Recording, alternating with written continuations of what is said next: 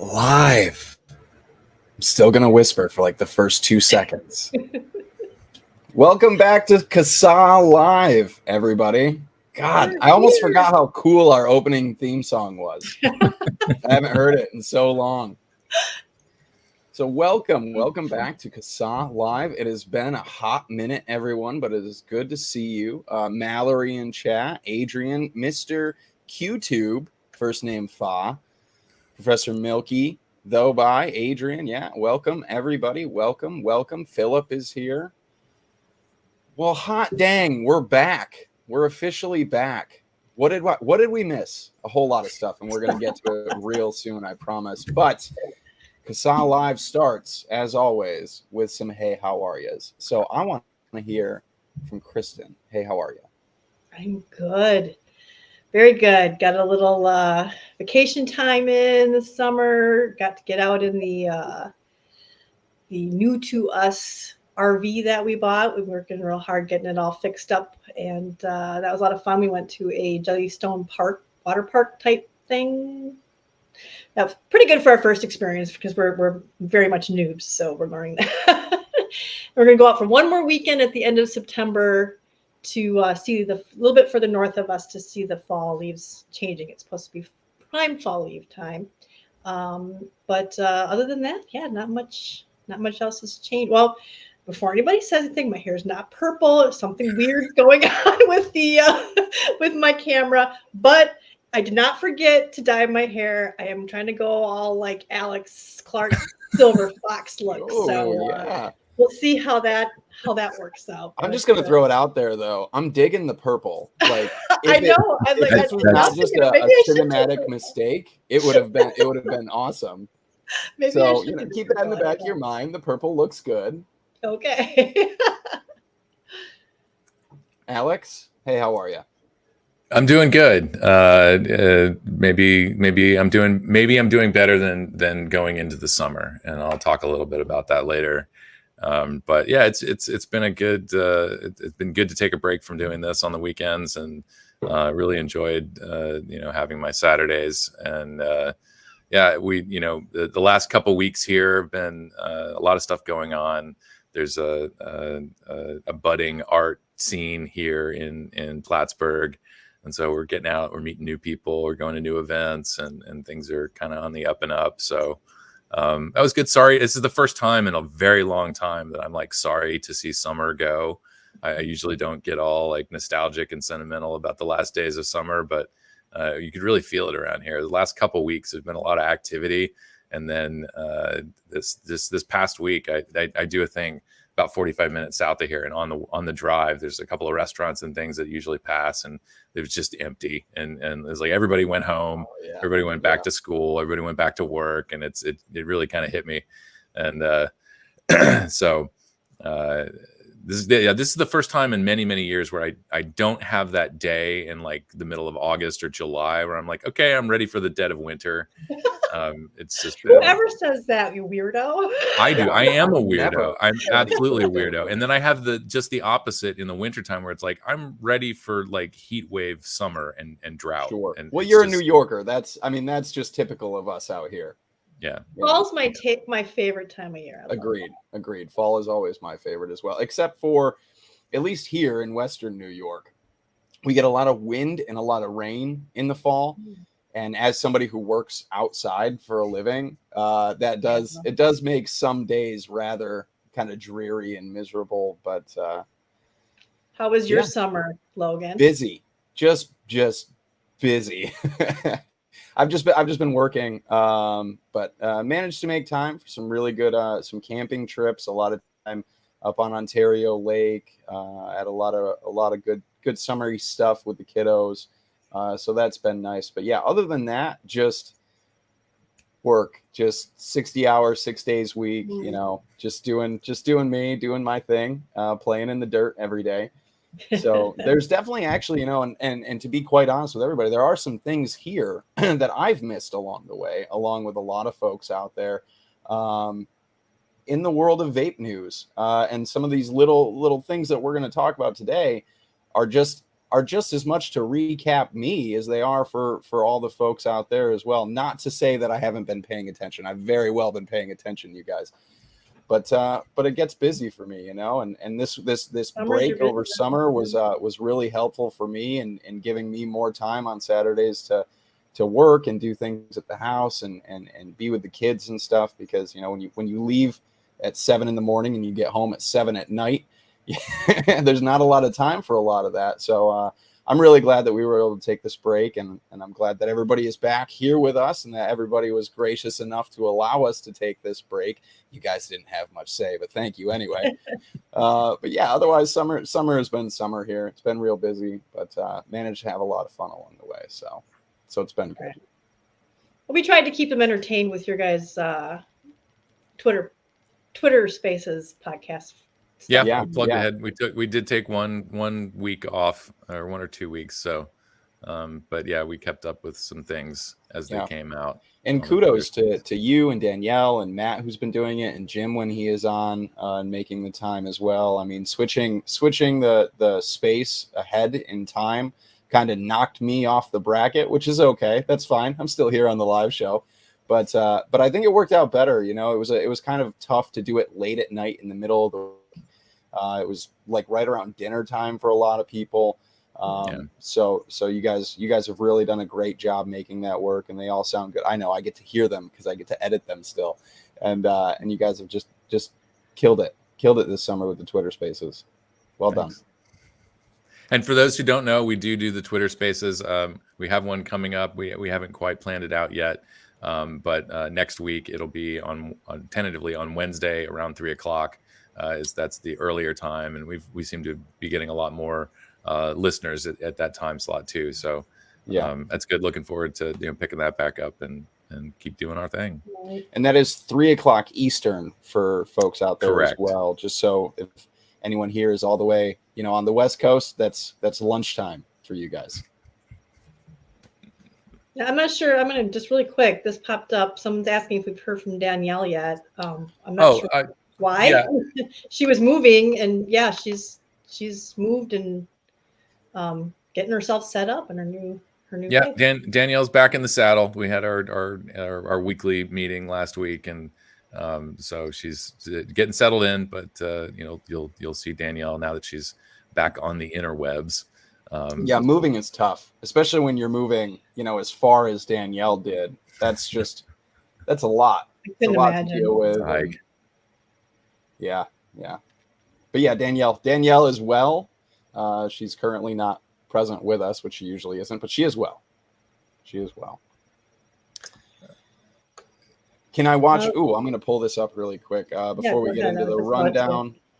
I'm at work during the Twitter Space thing. Can I catch replays? Yeah. So the replays are available on Twitter for 30 days, roughly, I believe. They're up on Twitter. But I also pull that audio just for you, Mr. Q.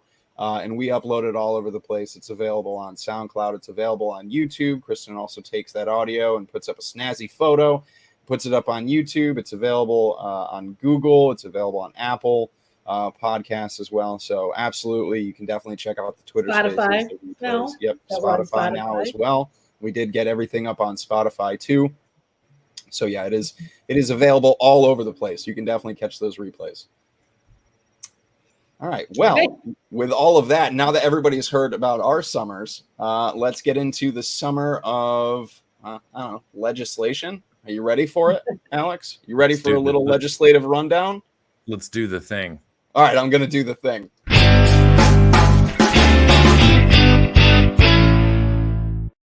The thing has been done, good sir.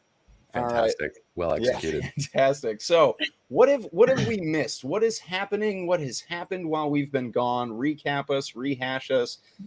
Let's do the thing. The floor is yours, sir. So actually, we'll start with some things that are, I guess, currently becoming an issue, and we've got some active calls to action here. Let me see if I can do the screen share thing again. And let's see. I want to do. We're also out of practice. Yeah. So sorry, but I'm not going to leave you with the dead air. Here we go. It's like riding a unicycle. You never forget. Yeah. So for Multnomah County in Oregon, I believe Portland is in this county as well. So some not small cities in Oregon affected by this, but Multnomah County is sort of at the beginning of considering a flavor ban. I assume, of course, it's county, so it's kind of it's county property, unincorporated areas, stuff like that. So not necessarily immediately affecting the cities that have their own municipal codes. But if you do live in Multnomah County and enjoy traveling through the unincorporated parts, and maybe your vape shop is in Multnomah County somewhere, you should certainly pay attention to this. The County Board of Commissioners is accepting public comments. As far as I know, the public comment is still open, but it may not be for very long. The Board of Health is expected to come back to the Board of Commissioners and give recommendations about whatever policy they think they should move forward with. So we've got links to click and comment. It's a Google form. So don't be afraid that it's not like some official municipal website. Actually, you should probably be relieved that it's not a municipal website. Google Forms is probably a good way to do this. And we've got all the usual talking points to help you through things. So this is just an open comment period. Get in on the ground floor, get your comments to the Multnomah County Board of Commissioners and tell them that flavor bans are a bad idea. And we'll probably cover some of the research that's come out a little bit later on, some ammunition you can use to comment on this stuff. Let's see what I can do here. Since I am so out of practice, I'm doing this in a really wonky way. We do have the next engagement here is Tempe, Arizona. And again, this is another, we don't have an ordinance that's been introduced yet. This is an opportunity to contact members of the Tempe City Council and share your views on this. I haven't updated this. There was a meeting that happened in August, at the end of August. So still just a good idea to reach out and make contact with your members of the City Council and urge them to oppose any plan to ban the sales of low-risk tobacco and nicotine products in flavors other than tobacco. And so Tempe, Arizona, there you go. All the usual stuff. We did, the idea here, of course, was to drive a lot of comments to kind of a work session that was held at the end of August. And so that obviously has come and gone. But like I said, please continue sending comments, and we'll update this if and when we see an ordinance materialize and keep people up to date on that. So I think that might do it for the active calls to action. The other notes on here are sort of heads up on things that we've heard that could become an issue. And I'll start with Columbus, Ohio. I believe there is a member of the city council or former member of the city council who is really motivated to ban flavored, safer products. And I think has some ties with the usual suspect anti-tobacco groups. And so as I understand it, there was an article, I think, that came out in July about this. Haven't heard anything since, but if you are in Columbus, Ohio, be on the lookout, pay attention to what's going on. We may, if this heats up, we may put out a call to action for this and get people, communicating with your city council members and try to stop a flavor ban in Columbus. Next, I just found out about this late yesterday. Westchester County, New York has in the works a full flavor ban. So New York State obviously has already banned flavored vapor products. But Westchester County is going to take it that unnecessary steps further and ban flavored smokeless tobacco, probably flavored nicotine pouches, and menthol, of course, in cigarettes. And I assume flavored cigars are going to end up in all of this. All of the stuff that FDA is proposing to do, but is looking at the data and maybe questioning whether or not that's a good idea. Who knows? So the other thing to keep in mind about Westchester County, if you live in Westchester County, even if you live in the rest of the state, You may want to send a note to the county legislature there. Be transparent about where you're writing in from. Don't pretend to be a Westchester County resident, but knowing that a county like Westchester or Albany County, things that happen in downstate counties tend to have an effect on the rest of the state. So even me all the way up in Clinton County should probably be writing in and saying, hey, don't do this. I know where this is going. And that's not going to help the people in my community who need alternatives to quit smoking. And so this, we are expecting some action on this going into this coming week, maybe introduction, maybe a committee assignment, not totally clear on what the steps are. But this may make its way to a full council hearing in October. So we'll keep track of that and look for an engagement or call to action on that soon. The next thing is going to be Maine. During the break, or I can't remember the date on this, it might have been July or August, Bangor, Maine, repassed their flavor ban ordinance. I believe there was some issue with notifying stakeholders that they didn't execute properly. And so Bangor is another one on the list of large Maine cities that have banned flavored products. And of course, the warning here is look for something at the state level. State level legislation has been slapped down. There was a couple of attempts to do this. And so just be on the lookout for this to come back in 2023. 2023 legislative sessions are right around the corner. I don't know. I don't have a prediction as to whether or not this is going to be a busy or horrific year. But expect, if you live in a state like New York, where crazy laws have been proposed every year, expect all of that to come back. So we'll do our thing and keep tabs on what's going on and help to alert you guys and get as many people involved in communicating. And then I've saved the best for last, and we'll move right into kind of the recap here. But probably, I guess it happened while we were off.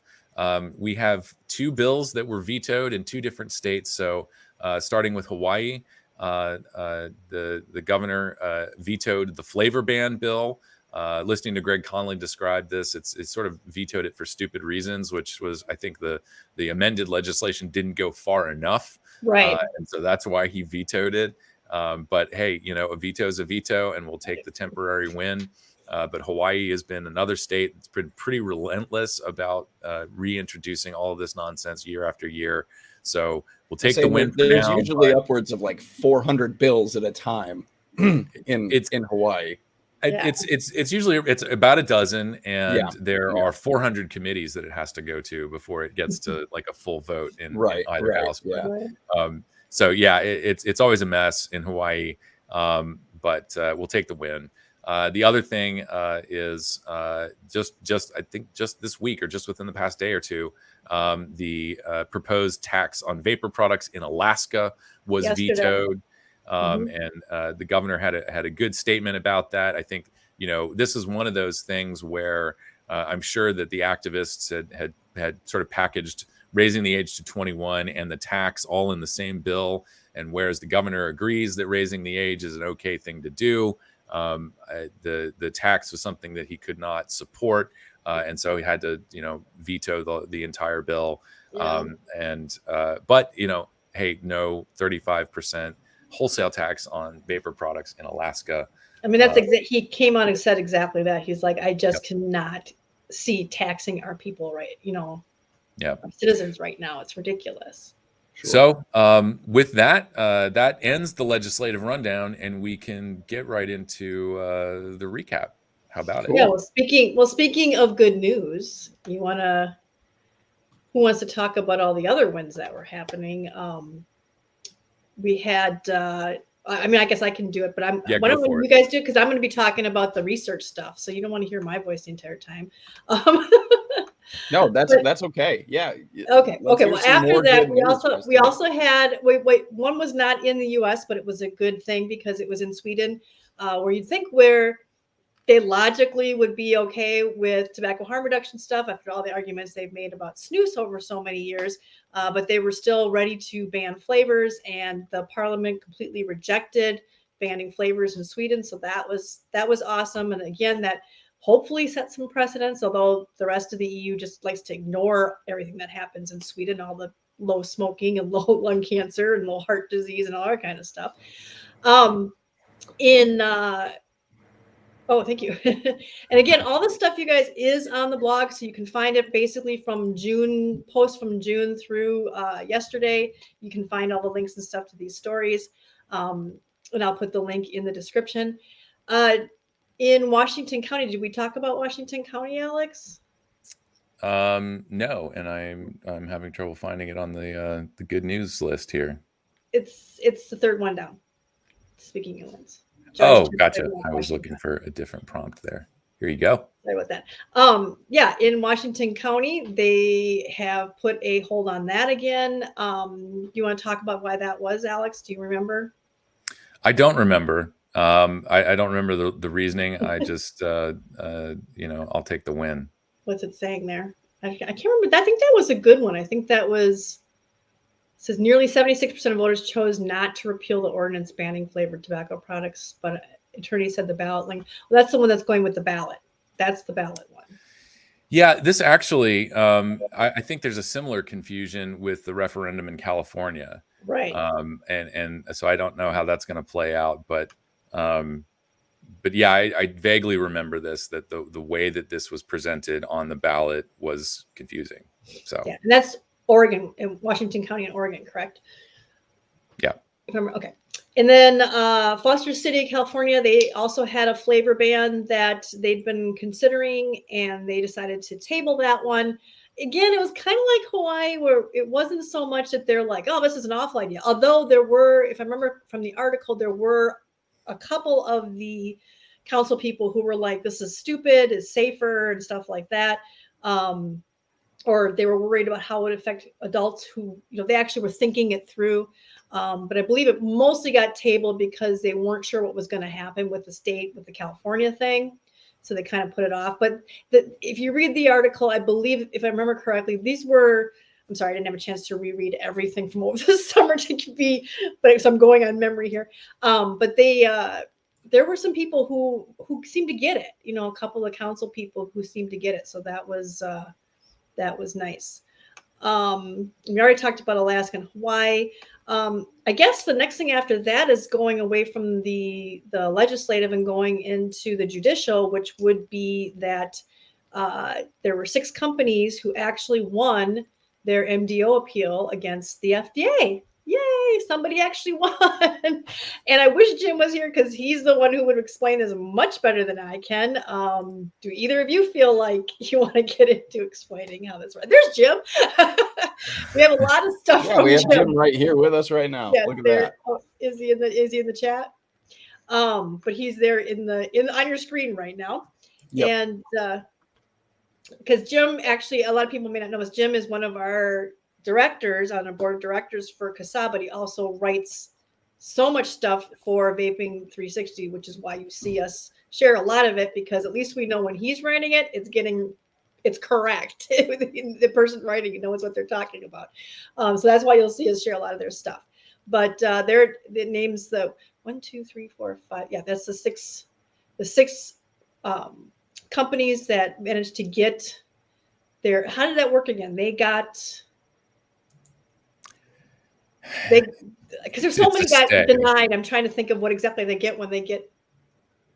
It's a stay from the court. So I believe they can continue selling their products, and essentially all of their stuff is going back under review at FDA.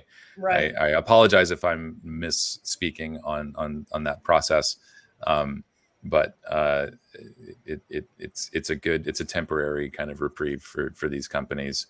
I think one of the interesting things and I don't know if this is addressed in I guess FDA's briefs and arguments and so on, but one of the arguments here is, as Jim notes at the bullets at the top, that FDA ignored the marketing plans of these companies. Yeah. And these marketing plans I think also include things like enforcing minimum legal sales age and stuff like that. And FDA's response to this has been, it's just sort of confusing to me that FDA comes out and says things like, these types of sales restrictions and marketing restrictions don't actually make a difference. which is really kind of weird to me that pretty much every policy that all of the anti-groups are promoting is all about that.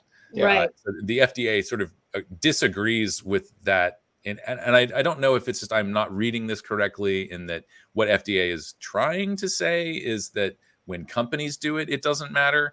But when the government does it, yeah, it's okay when it's washed in the blood of Jesus. The FDA has and talked gone through the about process. post-market surveillance, so you would think the FDA would want to know about marketing plans. Yeah, and that they would take them into consideration as far as authorizing a product. I mean, that was one of the biggest arguments they had against Juul, was they marketed to kids, because if they had marketed to kids, it would have been adults buying it. So that's their whole thing. So for companies to say, well, we're going to make sure we're not marketing in any way to appeal to kids, that should make a difference. It really should. Sure. So absolutely. Yeah. So yeah, go ahead and go over and read that article, you guys. That's really good. Speaking of Juul, let's talk about Juul. That was the as much as I love talking about summer, Juul, you guys. Then getting into now, speaking of Juul, they on the other hand did not get their pre-marketing application accepted and got an MDO, and of course they immediately went to court. And that didn't take long. Yeah, I mean, in what was it, like less than 48 hours, maybe 36 hours, and they had a stay. Or that's not a stay, injunction, right? That's different from a stay. What the 6 companies got, they won their appeal, whereas Juul just got like a temporary. Actually, I think they didn't even have to do that, because they filed, and didn't FDA almost immediately pull back and be like, all right, well, we're going to put you under review again, or we're going to. Yeah, I think it's an administrative stay. It just goes back to FDA, and there was, if I believe, it's the same story as just about every other company here. There are portions of the application that it seems like FDA didn't even look at, and FDA giving these sort of weird reasons for denying the application, and then the company is able to come back and say, oh no, it's on page whatever, you just didn't read it. And something like that's what happened here with Juul. That FDA just like, oh, we missed that or whatever again. And Jim's been keeping this story updated as it goes along, so you can just save that link if you want to keep updated on as things progress with that. It just I mean, I don't understand how they think the FDA thought it could get away with that. Do you know what I mean? It's just like, we're just going to ignore everything. And I mean, they're just making up rules as they go along. I mean, I understand that they do that. It just boggles the mind that they think they can get away with it. Maybe because they can for so many other things, and they have gotten away with it for so many other things. I'm speculating here, and this is tinfoil hat territory, but I don't think FDA actually believes they're going to get away with this. I think they're just doing this because they've got political pressure. Oh, yeah. And I still sort of subscribe to the, there's like 5 cool people at FDA that, know that all of this is bullshit, and they're just kind of, pushing the limits here and making it, abundantly clear that these are political decisions. This is not based on science or data. And so you kind of have to screw up like this in order to, really get it in people's faces. You're saying. You have to look like you've made the effort, right, to appeal to the pressure. They're just showing how it's so stupid. So they deny it, and then after they have to take that back and go under review, and as we go forward, they can say, "Well, we tried," Right. Yeah. E for effort, FDA. And we've seen the FDA do that with a couple other things too recently. One being the whole, I'm skipping around a little bit here, but one with the whole gummies. Yeah. Yeah. I mean, that was just crazy. They actually sent a cease and desist letter to this company, telling them that they need to cease and desist selling, I guess it's technically an MDO. I don't know. I don't even know if they even applied for anything. So, but they sent this warning letter to this company, and you go to the page and the company hasn't sold it for, I don't know how long. They haven't even been selling it. So, they managed to, that'd be like banning track cassette tapes today. I mean, Yeah. it's like nobody's using them. Nobody, and of course they made this whole big, oh my God, gummies, it's the next threat to our kids. You mean the gummies that aren't even being sold? I mean, but not a word about cannabis gummies, which there's nothing wrong with those either. But I'm just saying, it's like you're freaking out over something that's not even being sold. Just the dumbest thing. Well, that's the thing though, right? Like in order to appeal and have this list of things that you've accomplished, to make that list bigger, you go for the lowest hanging fruit. And what is lower than a discontinued product that right. maybe some people have a few cases of left? This Gregory Conley tweeted the FDA has taken out a product that 23 people in the US use regularly, just because they stocked up before they stopped selling them, and that's the thing that FDA has done for a really long time is trying to build that list of accomplishments every year. And the easiest way to do that is the lowest hanging fruit possible. And even more evidence backing up what you're saying as far as the FDA wanting to look good, especially to the anti-harm reduction people. The AVM, the American vaping manufacturers, I always get that name wrong. They actually just called out the FDA recently because and I think Greg did too, or he might have used AVM stuff, but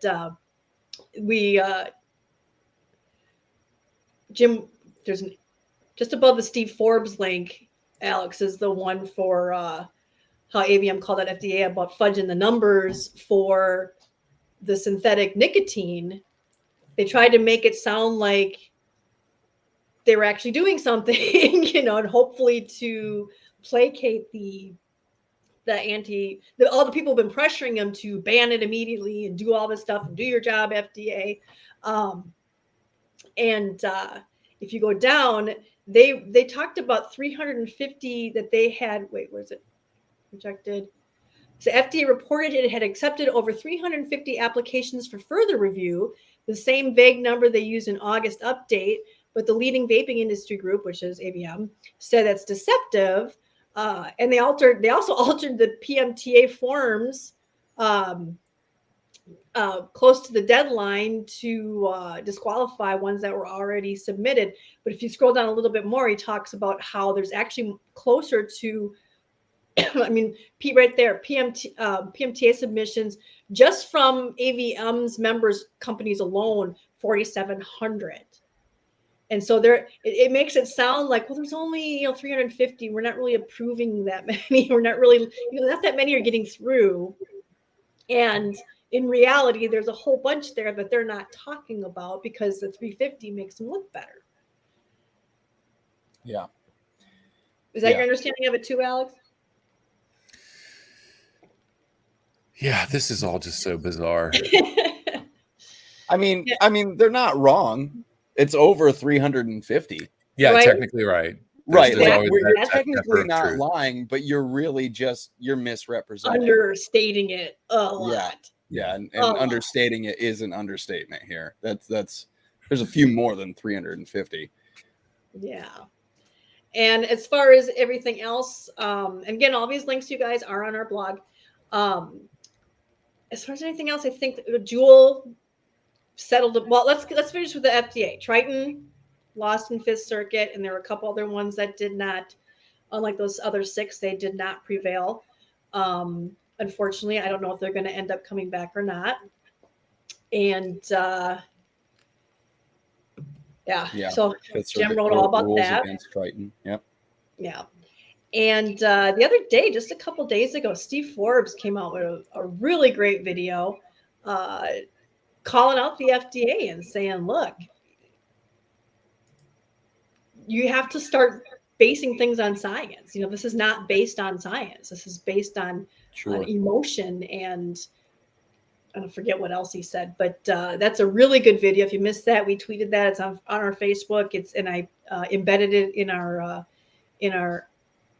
blog post as well. But he did a really good, like maybe 6-minute talk. I think it was not even that long. I think maybe 4 minutes. But he just let loose, with the facts. He really did, just talking about how there is no gateway effect and how adults use these products, and how it can save lives, and how this is all just based on emotion and not science. And yeah, I wish Steve had a little bit tighter rein on some of the other writers for Forbes magazine. Amen. Yeah, because I mean, there are still, it's kind of, you know, to people, I guess, who don't kind of understand that hierarchy there. We'll read a Forbes article that's just like, you know, vaping is the worst thing in the world. And then Steve Forbes puts out a video, Right? you know, a couple of weeks later, and he's like, this could save millions of lives. And you're like, wait a minute, this is the same magazine? This is the same.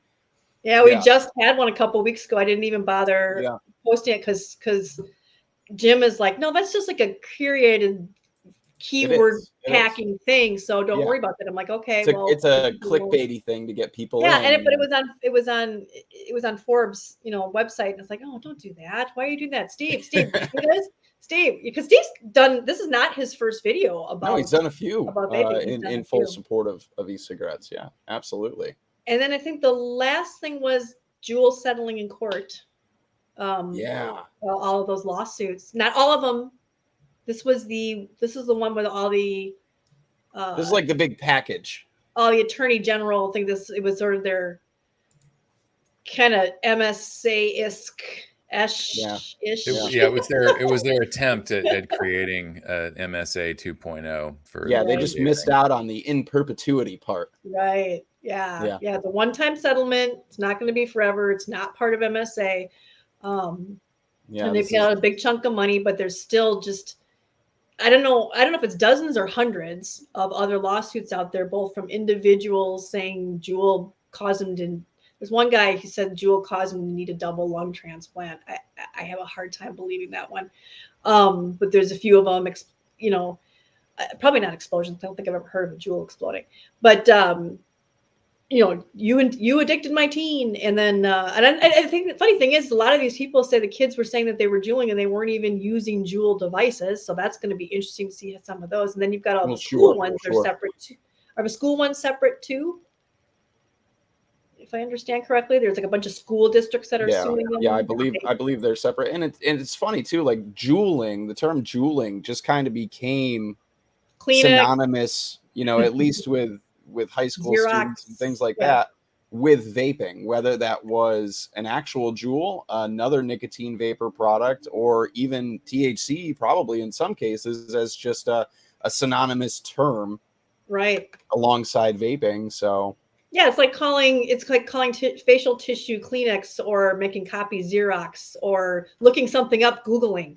You know, I mean, it just became let me just ask Jeeves this question.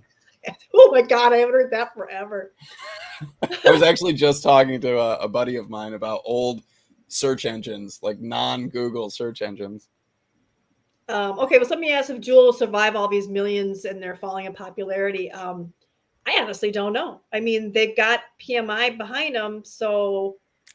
Altria. Oh, Altria, sorry, not PMI, Altria behind them. So, I mean, I was just thinking about PMI because they're doing that thing with Swedish snus. Altria. So I mean, they might. I don't know, but I mean, they've capitulated so much. You know, I mean, they've okay, we'll give up all our flavors that are the most popular things. Okay, we'll stop advertising. Okay, well, you know, in like other countries, they lowered their nicotine. I'm trying to think. I mean, they've basically stopped all advertising, and just capitulated. And then you know. Yeah.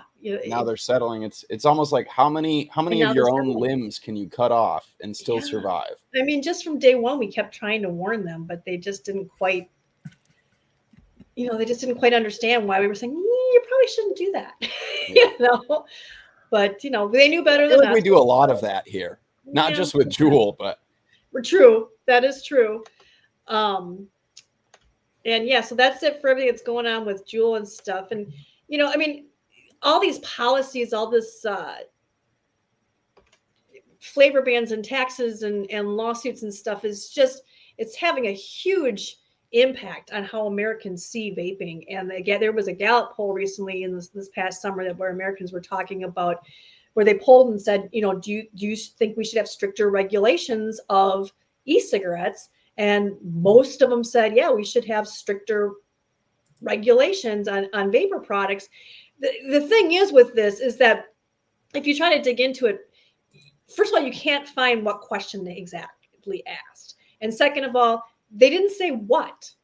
They didn't say what was that stricter regulation. What do you mean by stricter regulations? Do you mean banning? Do you mean that they should enforce the Tobacco 21 laws? Do you mean they shouldn't have flavors? None of that was discussed. It was just Americans want, and you know that's very much a tactic that tobacco control will use, saying, well, this is what most Americans want. You know, even though there's nothing in there that says what exactly they want. You know what I mean? Thing too, for how long has the media now painted the industry as the Wild West, unregulated, uncontrolled?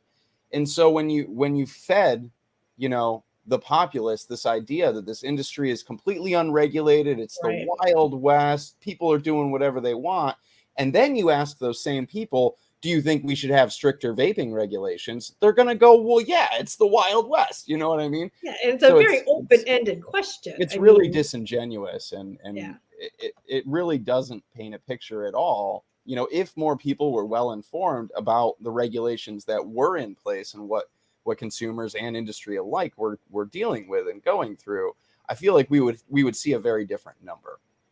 Well, and not only that, but just all the lies that they put out there. You know, it caused by, you know, caused E-Valley and flavors are hooking kids and lifetime addiction and brain damage and brain worms and all. You know, no wonder they think, yeah, we should do it. So anyhow, so that's one of the stricter regulations get rid of the brain worms? I don't know.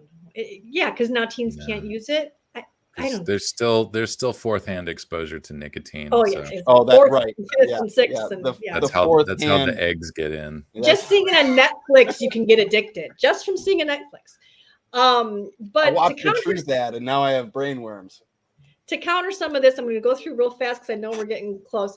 To counter some of this, there has been some really good studies that have come out. And I have not talking about bad studies today because I decided I'm keeping it positive with stuff that's come up as much as I can. But if you want to see some of the, infuriating crap that's come out, check out our blog. But at the, what's that, Global Forum, GTFN Global Forum on Nicotine, is that how? Yeah. Yep. They just came out with it's going to be, I don't think it's been published yet, but I think they introduced it at the forum, that they found that the World Health Organization's measures for their tobacco control measures is just not working. It's not working, and harm reduction is working. So that's a really fascinating one that you guys might want to look up at. And that's kind of backed up too by, if you look that, I'm going to go down here. Yale came out with a study that shows that raising taxes actually increases teen smoking. So, you know, that's nice. That's good. Let's raise those taxes. There was a study that shows that the flavor ban, and that this one was a good article from Jim, that showed that flavor bans just created a gray market for disposables. You know, to none of our surprise, when they started banning all the flavors, oh my gosh, there's something filling the market, you know. And of course, that's where they were freaking out about the synthetic nicotine, you know. Well, that never happened with any drug ever. No. There's no. Yeah, I mean, you know, heroin, like nobody does that. Well, nobody. I mean, almost literally nobody does heroin anymore. Nobody does heroin or marijuana. But regardless of that, which is just another case of the iron law of prohibition in itself. But yeah, banning pot totally worked. Nobody smokes pot anymore or uses it in any form whatsoever. That worked. So that was a good one from Jim, and then another really good one came from the University of it's not US, it's UC Davis. University of California, Davis, where they showed that vape flavor bans failed to reduce youth vaping. Interesting. Sure. And so that's a really good one. That I love that one. I'm surprised more people haven't been talking about that one, because it basically says that you're doing this for no reason. You're taking away flavors from adults for absolutely no reason. Mm-hmm. And you're creating a gray market, like like Jim's article spoke about. And then if you know, there a story came out of Massachusetts talking about this massive bust that they had in I don't remember what town it was, but the Massachusetts, they had this huge bust where they got all this horrible, pot and illicit tobacco and flavored vapes. And it's just ironic. Did they put it all out on a table and take a picture?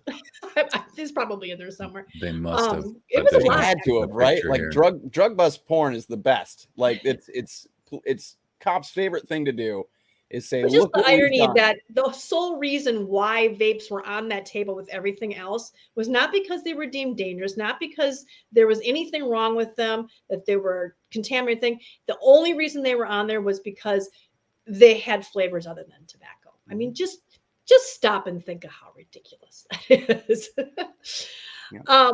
And then really quick, we had 4 really good studies that came out on the health side. That's pretty much my research. It's my research rundown. We had 2 studies. Filter Magazine talked about a replication study that Helen Redmond did a great article on that basically it was a backup study. So the study was already done, and this replicated a previous study that was done, which just further proves that vaping reduces cardiovascular disease risk compared to smoking. So basically, throw out all that stuff that keeps saying that it causes heart disease. There was also another study that came, it was British, the study that shows, Farsalinos tweeted about this one. If you go check out his Twitter, it's also in our blog, but this was another that showed that vaping is better for smoking than for the heart. So anyhow, 2 of them that pretty much debunked the whole vaping is going to give you a heart attack because nicotine or whatever. There was another really good one from Penn State that came out, and this one has a lot of implications that I don't think a lot of people realize. Is that not only did they show that vaping reduced cigarette smoking, that it worked better than the other methods, but also they saw no sign of dependence or increase. You hear all these stories of, well, now you're just going to be addicted to nicotine. Now all these kids are going to use nicotine and they're going to be addicted because they vaped. There was very, very low sign of addiction or dependency to the vape compared to the cigarettes. So that was a really good one too. And finally, there was, speaking of cannabis, a really stupid study. I had to get one in there where teens, they found a gateway. There's a gateway to cannabis from vaping. And it's just, they completely, and in Wavis, it's a good news thing because they ignored all their stuff in there that said they're not smoking, and their study proved other stuff too that was positive, but of course they just ignored all that. And the headline is gateway to cannabis, which isn't cannabis a gateway to everything else? So, I mean, just the whole idea, but they just don't, that whole it's not comorbidity. What's the word I'm looking for? That they're gonna do other things, so they're gonna try this too. If they would have otherwise smoked, they're gonna try this too. Like common liability. You're common liability. People who are more apt to take risks. Right. If you're more inclined to, take risks with, say, your health in regards to, I don't know, driving recklessly or riding a motorcycle without a helmet, then you as a person may also be more inclined to smoke cigarettes or binge drink or something like that. But yeah, the gateway theory has been disproven, like, I don't know, 4.9 billion times, but we just keep digging it up because it sounds really good. Yeah. And that's along the same way of how they always want to blame advertising and marketing for why people who smoke more than other people who have a higher tendency or higher risk of becoming someone who smokes, that they always ignore life.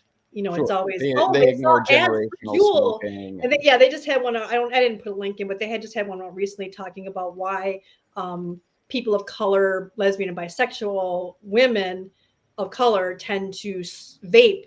Teens tend to vape more than other groups, and just completely ignoring the fact that that same group as adults tends to smoke more, and this has been long known. So, and then they basically blamed it on, well, yeah, it's marketing. I mean, because being a person of color, or being a bisexual or a lesbian person in a person, and a person of color and a woman is not going to be something that's going to be stressful or anything and make you want to, relax or have some, Yeah, no, that just sounds like the easiest life. They got it easy. Yeah, they got it easy. Why would they possibly want to have nicotine? Yeah. Wow. So, yeah. So there was a whole bunch of other studies and stuff that were just as bad as that. So check out the blog, check out some of the old posts, check out our Twitter feed, and we link to a bunch of those, our Facebook.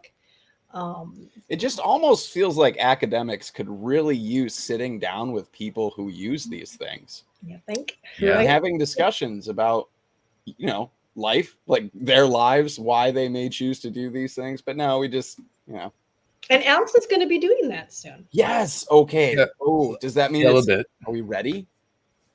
Well, he's going to be at GTNF, as what I was alluding to. Okay. So that's exciting too. I'm gonna do the executive decision here. I'm gonna take the last 5 minutes here and kind of wrap things up. But yes, as you guys have pointed out, I will be at GTNF in a couple of weeks. I think it's the 27th through the 29th. I see Skip Murray was in chat. I'm on a panel with Skip Murray and Will Godfrey from he's at Filter Mag as well, and Cheryl Olson, who we've had on our podcast, and I think she was on a Twitter space. I think maybe she was just on our podcast. And so it's going to be. I'm excited for the panel. It'll be good. It's going to be a lot of our lived experiences here, and sharing our backgrounds. But it is about the forgotten smoker. I'm not going to give anything away, but I have a little bit of a different take on what the appropriate word there is in terms of forgotten, and also, of course, our own input on the use of the word smoker. But conveniently, we are on the agenda in between Brian King, former CDC director of the CDC tobacco, whatever thing they do there, and now he is the head of the FDA Center for Tobacco Products. So that should be an interesting act to follow. And then, of course, right after us is Brad Radu, which should be it'll be great to see him speak, and an honor to be the opening act for Brad Radu at GTNF this year. And so, yeah, looking forward to that. The other thing that we did have on our list of things to kind of catch people up on, we did have a Twitter space with Marc Gunther, and he had over the summer published this kind of expose, I guess, a look at Bloomberg Philanthropies and all the places where Bloomberg has his fingers and tentacles in, and sort of the unchecked influence that Bloomberg is able to peddle because he's a billionaire. And so a really good article to check out, and certainly check out our conversation with Marc on the Twitter space. You can find all of that stuff on Spotify and SoundCloud. It's even uploaded to YouTube. We sent out an email about it, so check that stuff. That was really good. And we'll say all of those things again at the read end that here. Article. That was and I'm gonna skip over this new paper that came out because I do have just a few minutes here, but I did kind of want to, part of what did I do this summer, and part of the catching up here is I did kind of want to share with everybody that we all know it doesn't. Why are you laughing at me? Don't laugh. Started playing that background music. I was going to play the music, but I'm not going to play the music. Sorry. Music. Yeah, we had some cool background music for this for story time. It didn't feel right. Once it came out, I was like, no, abort mission. Carry on, sir. So anyway, it's no big news. The last few years have been kind of rough on everybody. And I've been struggling with all of this, work-life balance, and to be perfectly honest, the unrelenting parade of bullshit that we have to put up with all the time. Thank you, Kristen, for sticking to a lot of the good news here. And I think we all need that. But one of the things that I've been kind of struggling with is this, we went through something in 2019 that was pretty intense. And it was the lung injury cases. The last time I traveled for, representing CASAA at a conference was in, I think it was September of 2019, and I went to the VTA conference. And by the time I had landed in DC, news had broken. I was already scheduled to do a media hit on CNBC. And so the second day I was there, I did that. There was a bunch of, typical what you would expect nonsense from an NBC network. They botched the title on the YouTube piece, saying something about popcorn lung. I promptly wrote them back and tried to correct them and said, hey, look, if you don't believe me, check out Cancer Research UK. It's a it's a government funded organization. They don't have any ties to the industry, and they repeatedly make it abundantly clear that no cases of popcorn lung have been traced to nicotine products. It's total nonsense, and you need to change your title because it's misleading. And they completely ignored it. They went and asked the tobacco control person who was across from me in the debate. The video is still up if you want to hunt it down. But it was part of this series of just horrible things that were happening. And of course, in the middle of FDA and CDC mismanaging the crisis, FDA did a better job than CDC in actually identifying stuff. I don't want to rehash the whole thing, but this was a very stressful and honestly fear-inducing moment. We have government organizations actively misleading people about the risks associated with these products and getting away with it. And since then, I think the FDA has sort of, made some affirmative statements clearing up the mess. CDC has not corrected any of this stuff, not emphatically enough.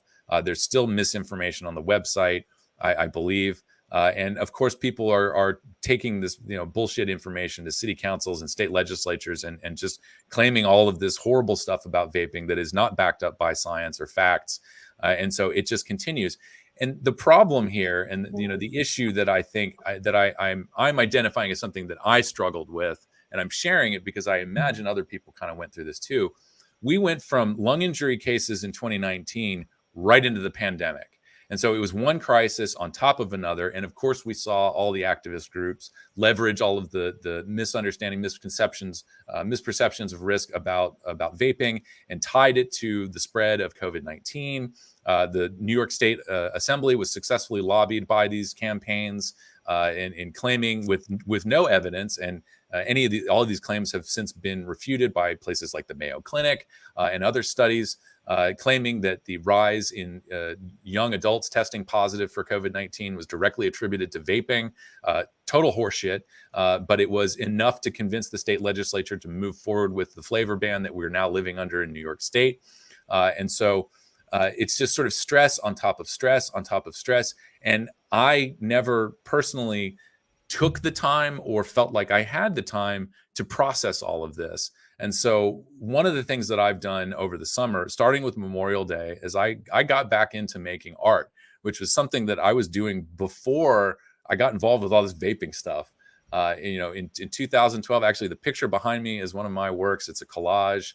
And so I've taken the time to get back into my art practice and really try to process some of this stuff. I have something in my head. How can I visually represent what we went through in 2019? How can I visually represent what we've been going through for all of these years?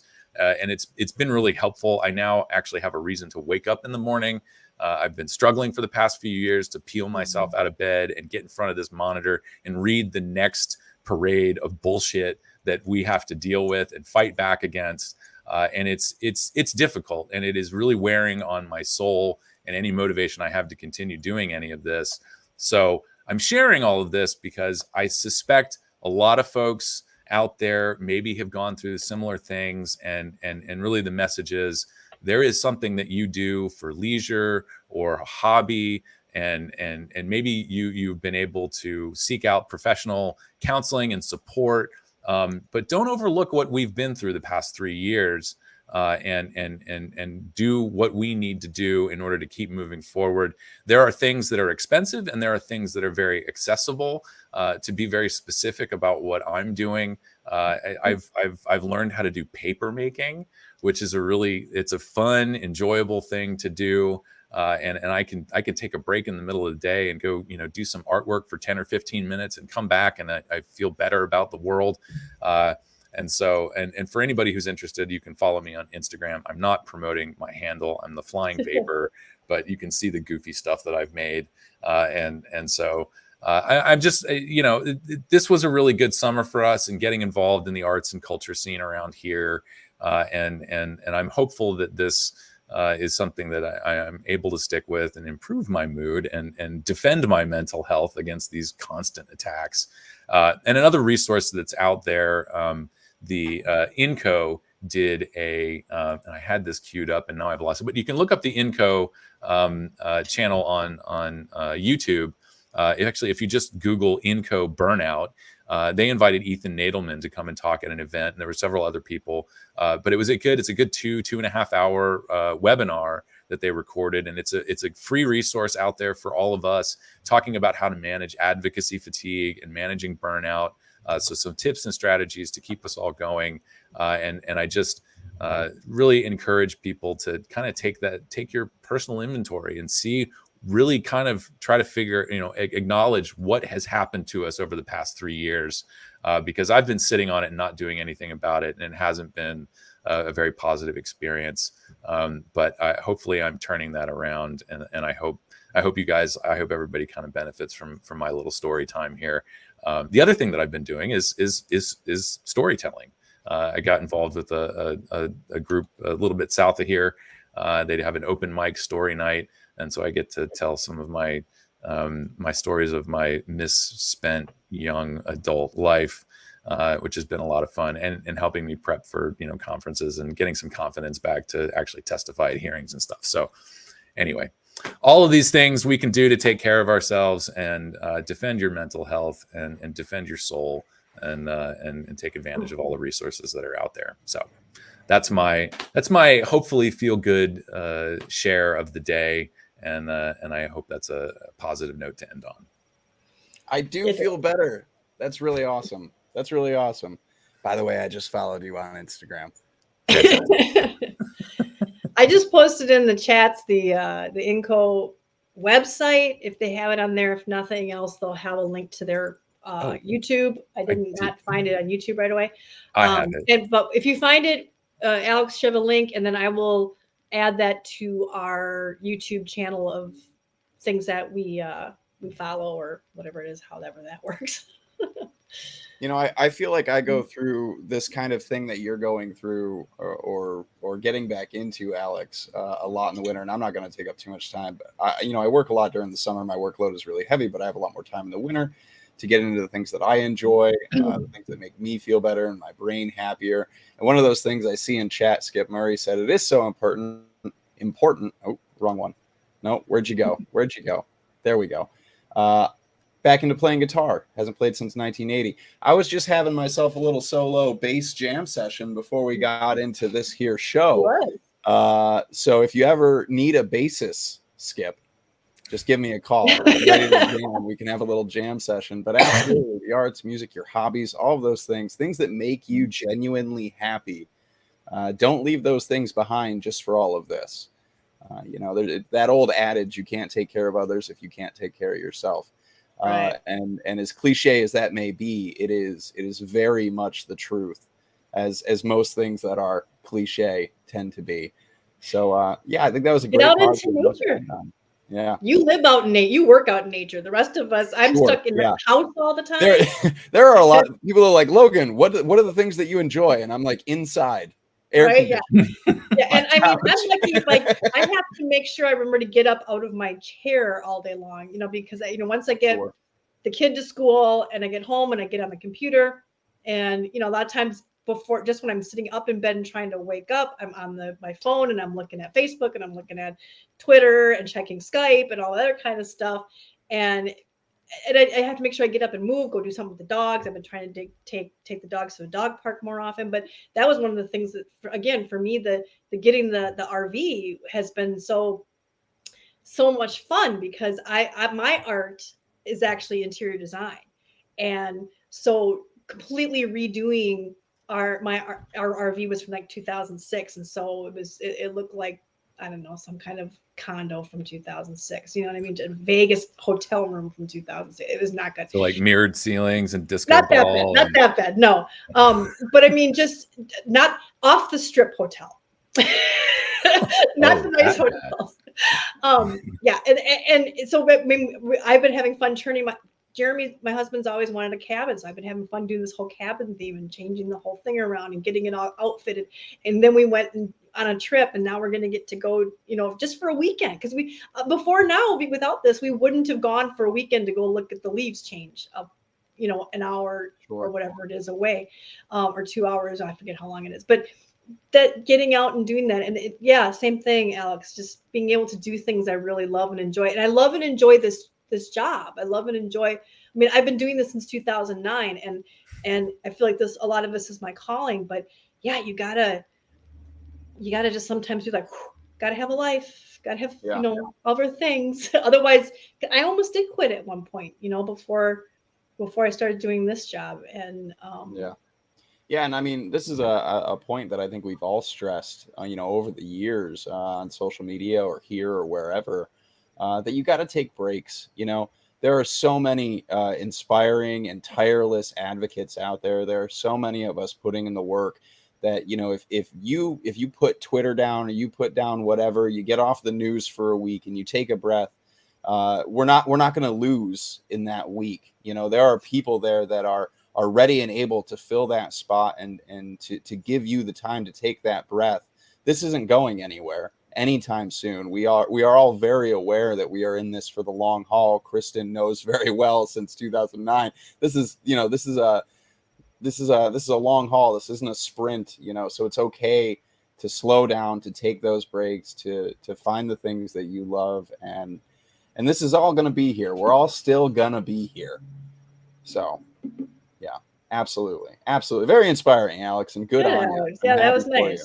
And I'm excited to see more of these cool artsy things you're going to do on your Instagram.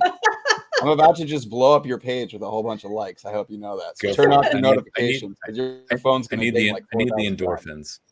So. Yeah, just like all my stuff. Feed mine. Right. I need the dopamine. Yeah. And we are changing our. Speaking of us being back, because Adrian, thank you. We are kind of changing our format in the light of that, just to sort of take off some pressure, and because now that they're doing the Twitter Spaces, we're alternating now every other week. We're going to be doing the Twitters, or they're going to be doing. I get that day off. I get to just sit and listen while I'm cooking dinner. But Alex runs that one, and Logan, you can't because of the time. No, I'm out playing in the dirt while they're all doing. Yeah, you're usually going to hear from Alex is running that one, and you're going to hear usually Danielle and Jim, and I think Matt's more involved in that one. Mm-hmm. So they're going to be. So we're going to alternate with them. So like next Wednesday, I believe, is your next Twitter Space. And then I'll post that on our YouTube, so you guys get a chance to listen to that and hear that if you missed it that Wednesday. And then we will be back live again, so you get to see our happy faces, our now well relaxed, slightly tanned happy faces from summer. And we're just going to keep alternating that for the next from at this point on. And we're also kind of trying to. I'm going over, but we're trying to kind of scale down how long these are, and we're getting rid of the take threes, and we're just going to be having the introductions and the legislative, and then either a guest or our deep dive from now. So those are the changes you can look forward to from now going into 2023. CASAA Live Season 2. Wait, no, I gotta do this. Grassroots AF.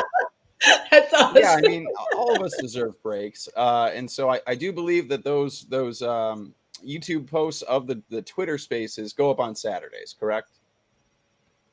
Yes. So every Saturday you have CASAA. Yeah, at the same time too. If it's on Wednesdays as well, live on Twitter every other Wednesday, but every Saturday, if you're jonesing for your CASAA fix, you can find it. Those videos will be up, the recaps or the replays of the Twitter Space, and then the following week will be us live.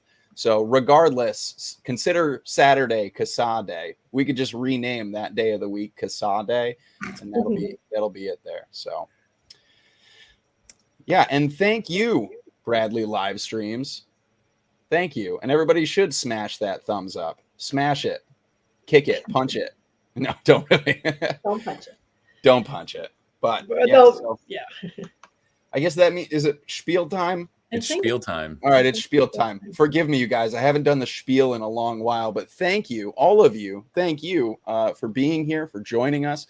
We appreciate you guys being here. We appreciate all the comments, the feedback, the love and support. You guys are incredible. And if you want to show a little bit more support as well, head over to CASAA.org. If you're not a member yet, you're doing everything wrong. Leave this stream right now. Head over to CASAA.org, sign up, become a member. It's absolutely free. The biggest thing we have is numbers, is us, is consumers.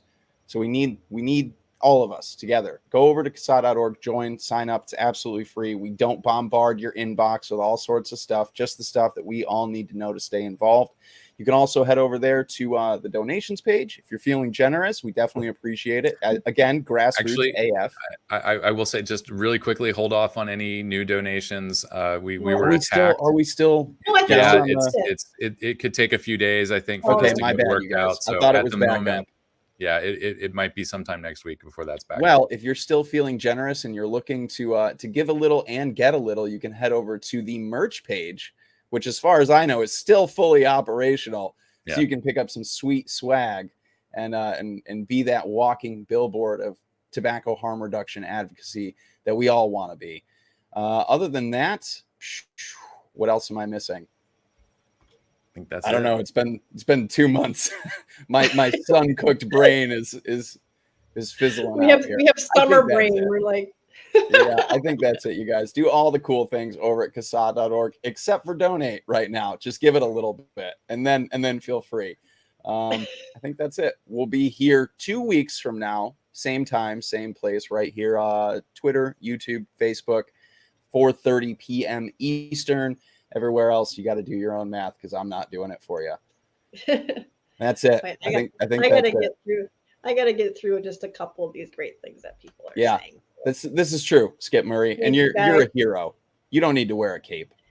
I Yeah, would they like to see get a Alex in a t-shirt. cape, though. I think he would look rather snazzy, Make Danielle's day. like a right. Doctor Strange cape, though, with like the big collar. That's I'm telling you, I you'd could look get into good in that. it, man. You could rock it. You got the salt and pepper. You're a little strange, so it's cool. It works. Now I know what I'm wearing to GTNF. So Do it. All right, guys. Enjoy the That's rest it. of your weekend and come back here on Saturday to see the Twitter Spaces, and we will see you in 2 weeks. Bye. Be excellent to each other.